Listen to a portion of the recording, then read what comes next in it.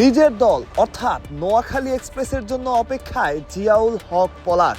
তিনি দলটার brand ambassador. Noakhali টানা 2 ম্যাচে জয় পেয়েছে।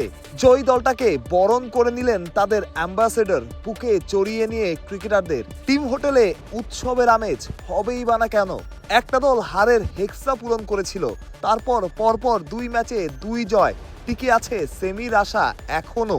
নোয়াখালী এক্সপ্রেস খুশি না হয়ে আর যাবে কই? 3টা কেক আনা হয়েছে উদযাপনের জন্য। 2টা নোয়াখালী এক্সপ্রেসকে শুভেচ্ছা জানিয়ে, একটা আলাদাভাবে নবীর ছেলের এই বিশেষ কীর্তিতে। অভিষেক ম্যাচে 90-এর বেশি রান, দলকে জেতানো, ম্যাচ সেরার পুরস্কার নেওয়া, আর কি চাই? সবকিছুই ছিল তার ইনিংসে, সাথে স্মরণীয় একটা দিন। বাবা ছেলের একসাথে খেলা, একই দলে। কেক কেটে প্রথমেই নবীর ছেলে খাইয়ে দিলেন পলাশকে। দারুণ একটা মুহূর্ত দলের সবার জন্য।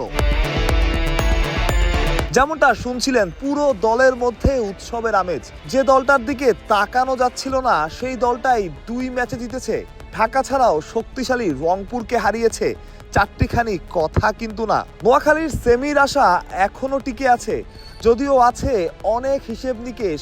যদি কিন্তু পেরিয়ে অন্য দলগুলোর দিকে তাকিয়েও থাকতে হবে, অর্থাৎ শেষ 2 ম্যাচ জিতলেই হবে না। সুতরাং সেই আশা এখন না করে নিজেদের খেলার দিকে মনোযোগ দেওয়াই বোধহয় ভালো।